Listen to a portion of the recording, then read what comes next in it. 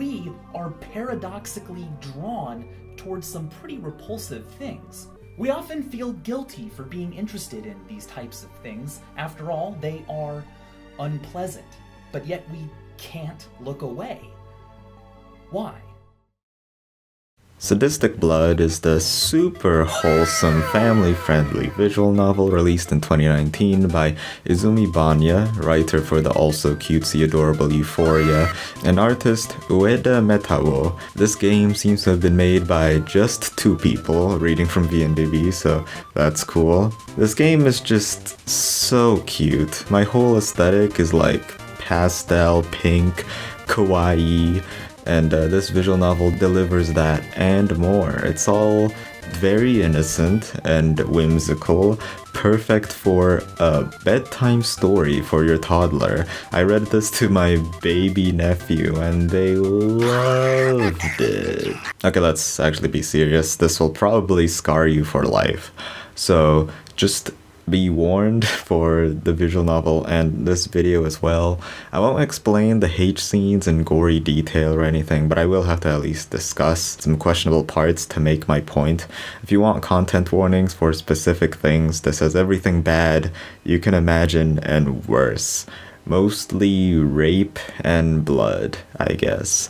The main theme I'm going to touch on is how this game destroys your sense of humanity, so really any human being should be offended by this visual novel. I don't even recommend it, even though I did personally enjoy it, and that's kind of what I want to spend the most of this video exploring, why I still think Sadistic Blood is a great game despite the gory content. Usually here I would say I'd go through the story beat by beat while inserting my thoughts, but this time I have a different mission statement of this video, which is to explain why Sadistic Blood works for me and why it's so effective at being horrific, because I think that's more interesting than just going through the narrative, which itself is very short. The whole game is only 4 hours long.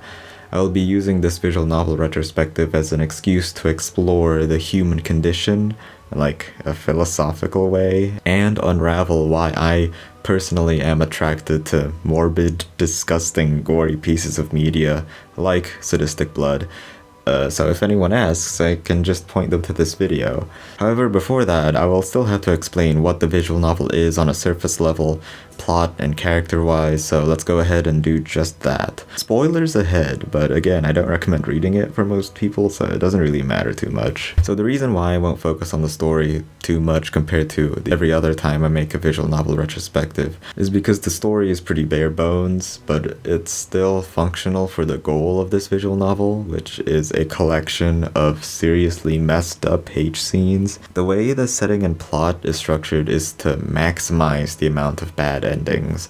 Basically, our 2 protagonists, who are vampires, Yuna and Shizuha, are on the run from vampire hunters stuck on the small island of Chisakura. They find themselves in a mansion, then after an attack from the hunters, they escape, and beyond that is a series of choices. These choices are like whether or not to leave the island or hide, whether to split up or not. There are 13 endings, and usually around 6 choices made to reach one of those endings. Many of them are bad endings, but in some of them, at least one of the protagonists survive, which is called an escape ending, and there's one genuine good ending where both survive. Beyond that, there is a very interesting blood-sucking system. There are choices where Yuna lets Shizuha suck her blood, and how much Yuna drinks Shizuha's blood.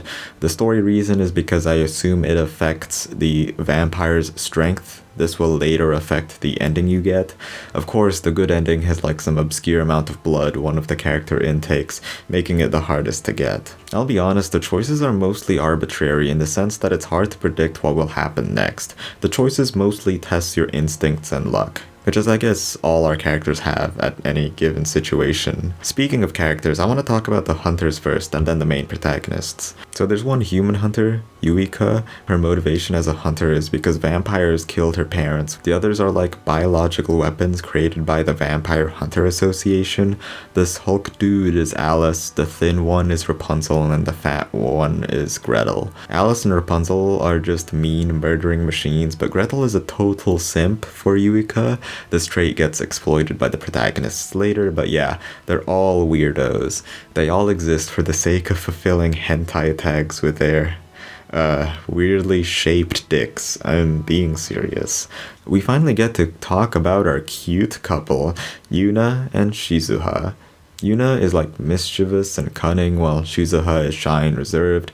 It seems like Yuna just likes having Shizuha around since Yuna is the one that does all the real vampire stuff. But in the very first scene, one of those characters gets into a motorcycle accident and gets saved by the vampire of the couple, and I always assumed it was Shizuha who gets saved, but no, it turns out Yuna was the one who was in the accident and Shizuha saved her. What makes this really cool for me is that Yuna always seemed like the competent vampire in any situation and knew what to do next, so I thought she had more experience as a vampire, but apparently not. She just adapted to the goth vampire life quickly, making her much more likable in my eyes. The only other thing I want to mention about the two of them is their good ending. They both successfully escape and kill the hunters, but they are still on the run from the Vampire Hunter Association, so they still need to keep going from city to city. Another thing revealed is that Shizuha is like one of the original 12 ancient vampires who's lived hundreds of years, so she is super old and relies on Yuna to find places to visit on her phone. I mean, this is kind of personal and I'm projecting, but that's the exact same relationship I have in real life with my roommate, since we recently migrated to the Netherlands, touring big cities here, and they are sometimes in nearby countries too. And when it comes to who's who in the relationship, my friend is super tech savvy and has like tons of bookmarks on Google Maps, while I feel so out of place and old compared to my peers. They only care about recent news and shows, while I'm here watching 80s anime OVAs no one's heard of and classic films from the Criterion collection. Also, everyone I respect on the internet are all getting old, like they're 30 years old minimum, and some are even pushing 40. Look, I just think it's cute.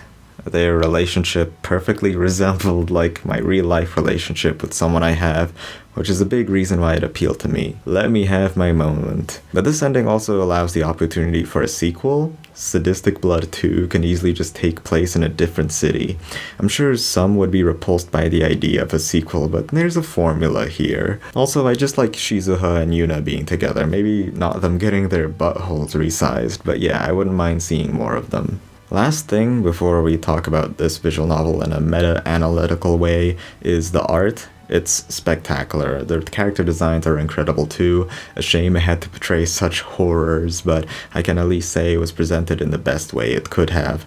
The aesthetic, the user interface, the music, it's all impeccable. Zero complaints in those departments. But that's all the things I have to say about Sadistic Blood on the surface. Let's talk about it in a more meta sense, analyzing it even deeper. I will tackle more directly the more uncomfortable aspects of this game later on, but I just wanted to analyze the writing choices I've noticed so that the plot of Sadistic Blood works. Specifically the theme of vampires. Why did Sadistic Blood use vampires? I feel like the main goal of Sadistic Blood on the outset was to be a collection of horrific hate scenes, and to that end, for some reason vampires was used. Before I explain why, I want to talk about vampires in a broad sense first, specifically their tropes and appearance in media. So, because of Sadistic Blood, I got way into vampires. This game finally made me understand why vampires are such an appealing idea, at least for goth heads and teenagers. They've always been symbols of intrigue, shrouded in mystique. Even though on the surface they are blood-sucking, violent creatures, there's also a sense of beauty and elegance to them. I mean, personally, I just relate to the idea of living like a vampire, staying inside all day and hating the sunlight. But since I'm interested in the concept of vampires now, I watched Bela Lugosi's 1931 Dracula, and back then, the idea of a vampire was so new and bizarre. Stuff like not appearing in mirrors, creating minions, and turning into bats.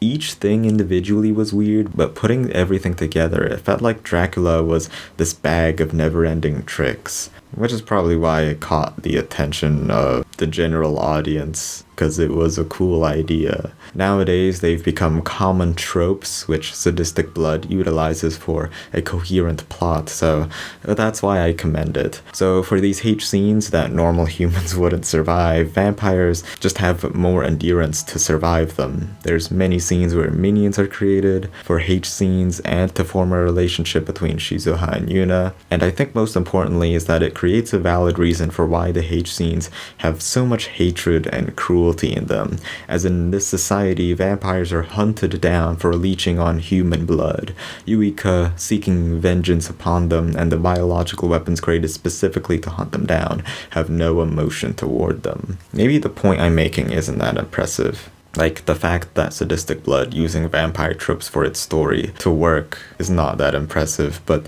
the story, it all feels very natural, it all fits together. I think I'm making this point because Sadistic Blood brought out the appeal of vampires to me, and I myself am an aspiring writer.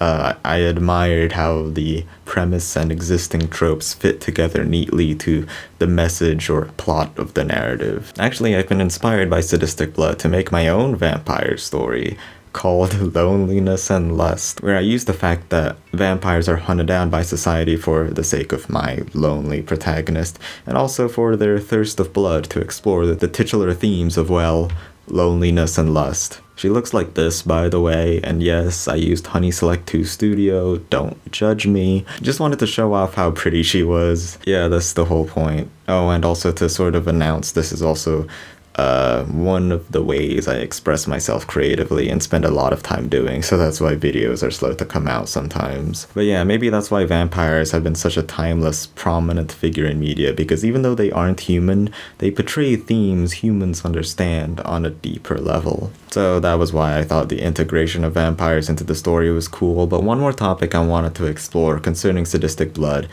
is the elephant in the room. The nature of the gruesome, horrific H scenes. Now, I can't discuss them directly because I would be kicked off of YouTube, but I can discuss how they made me feel. And this is where it gets uncomfortable, so if you're not in the mood for an existential crisis or a violation of what it feels to be human, I suggest stop watching here. I don't have warnings for anything specific, just like a general warning for all human beings, because I'd be discussing vague topics on how Sadistic Blood works so effectively to destroy your sense of humanity. It won't really offend anyone in particular, but what I will discuss, I'm sure, will be discomforting to most people.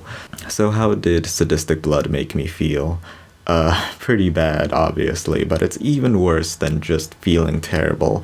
Even worse than seeing like a car crash or a murder scene, because those situations, even though bad things happen to fellow human beings, they are still seen from a distance. Sadistic Blood gets uncomfortably close. Besides that, when other human beings are in pain, it is natural to sympathize with their pain, to imagine what it is like to feel their pain.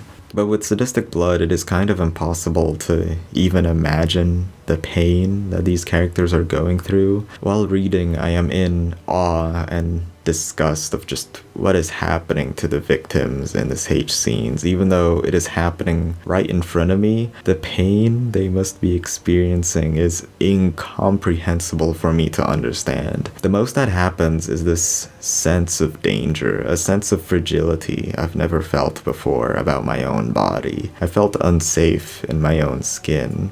I started clutching at my chest while reading these scenes, scared that I might fall apart. And you know what, I'll stop there. I feel uncomfortable just writing about it, but I wanted to understand why I felt those emotions while reading Sadistic Blood, besides the obvious fact that the scenes were gross. I think a big reason is because of how many of the H scenes literally get under your skin, at least the victim's skin. During a contemporary normal H scene, in any other visual novel, the most penetration that happens is not too far, you know, just the wet ass P word. Or the mouth. But Sadistic Blood goes much further than that. Skip 5 seconds if you don't want the gory details right now.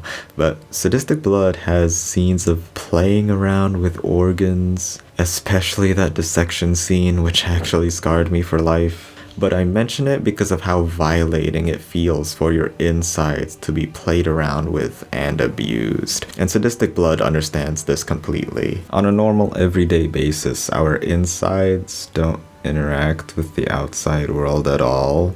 So it's difficult to imagine what it would be like if they did, you know. Do they even have nerve endings or pain receptors?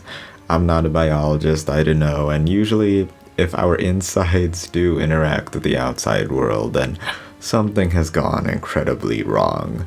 So, you know, Sadistic Blood feels incredibly wrong. As a similar appeal to body horror, I'm of course reminded of Junji Ito's works that have horrific depictions of human beings being contorted, transformed into alien monstrosities. We don't know what it feels like for our face to split into two or for a spiral to consume half of it, and it's just so eerie for these beings to still be alive and feel things and be in some part human. By the way, Junji Ito's works compared to Sadistic Blood is much more imaginative, so maybe if you can stomach Junji Ito, you can survive Sadistic Blood.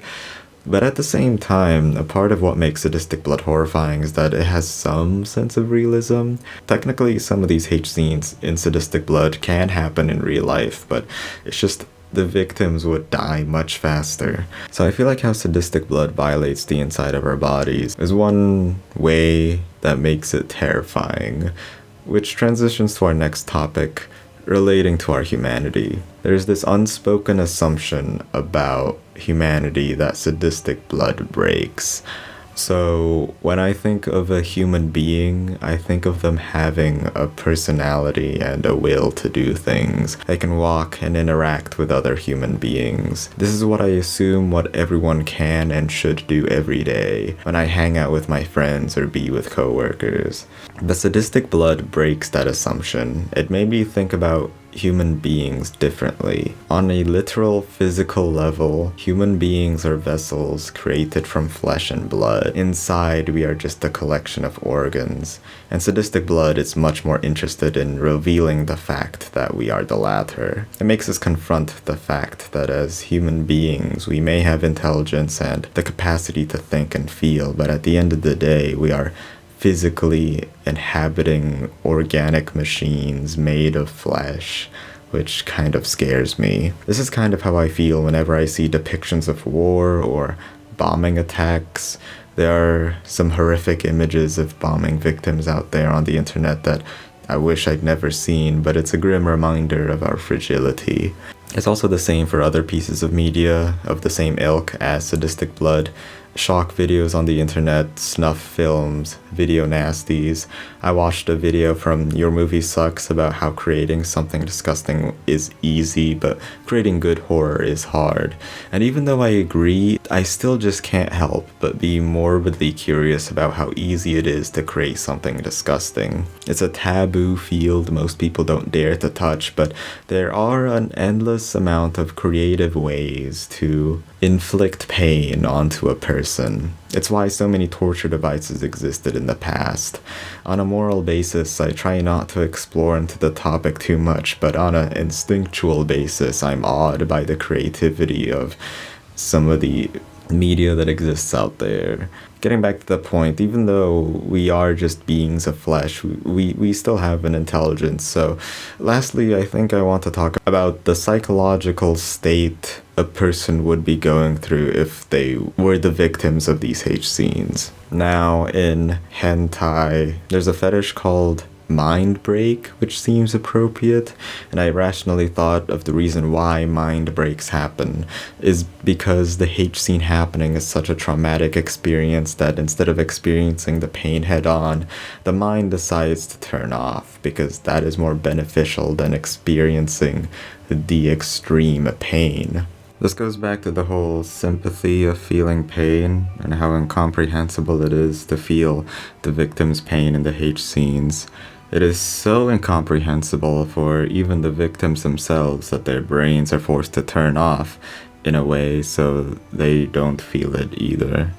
Although, I thought about it differently because it's not like mental illnesses are always rational. So doing my own research, mind breaks are based off of a real phenomenon, which are also called psychological breaks. Psychological breaks can be defined as a breakdown in mental functioning characterized by overwhelming emotional distress and disruption in cognitive abilities.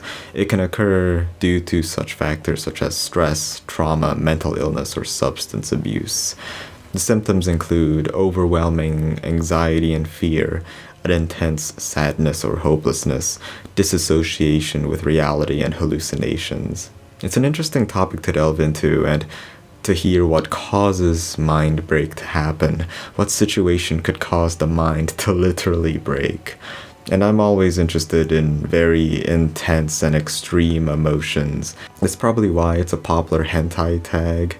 You know, the hate scene was just that intense that it would affect the victim psychologically. But I also don't want to downplay the victims of real-life psychological breaks, so I'll stop there. One more thing, I have to talk about my relationship with Sadistic Blood and other gory, gross-out pieces of media.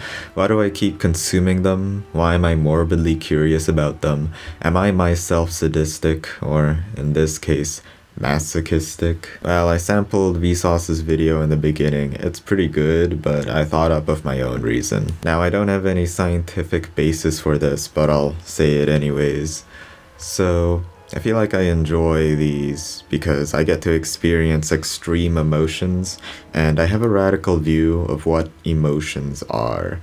Forget specific emotions like happiness, sadness, anger, fear. To me, humans only have two states: being neutral and being in a state of emotion. Being in any emotion is like a slider, a percentage, and I try to get to 100% basically.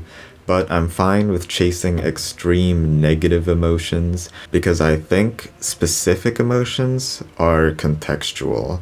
You are able to differentiate emotions based on the context you are in. You can be happy when you're riding a roller coaster or sad when your dog dies, but to me, the same things happen during any extreme emotion. Your brain sends the same signals and your heart feels tight all the same. I had an experience where I realized I felt the same extreme emotions in two different situations, but the contexts were completely different. So I think like being confused about the exact words, the exact emotions you're feeling is silly. Anyways, that's why I like Sadistic Blood, because I get to feel extreme emotions even if they are contemporarily seen as negative, because I don't differentiate negative and positive emotions. That said, of course I can identify them and prefer to be in situations where I have positive emotions, but I don't mind simulated extreme negative emotions, I suppose. But yeah, that's everything I wanted to talk about when it came to Sadistic Blood. We discussed some harrowing topics that made me question my humanity. Sadistic Blood made me feel some extreme emotions, and I just wanted to explore them as deep as possible. So, as a conclusion, Sadistic Blood used vampire tropes for its story because it allowed horrific H scenes to happen. Those H scenes were so violent that I can't even comprehend the pain the victims were going through, because it violated the victim's insides, it breaks the assumptions of the human condition, and the characters experienced a mind break. And I like them because I enjoy chasing extreme emotions and have a somewhat twisted view on what emotions are. God damn, that was some really scary stuff. Anyways, yeah, that's that. Video done. I'm gonna go watch some cute slice of life anime and play some Kirby. Thank you for watching. Visual novels forever. Consume everything. And goodbye.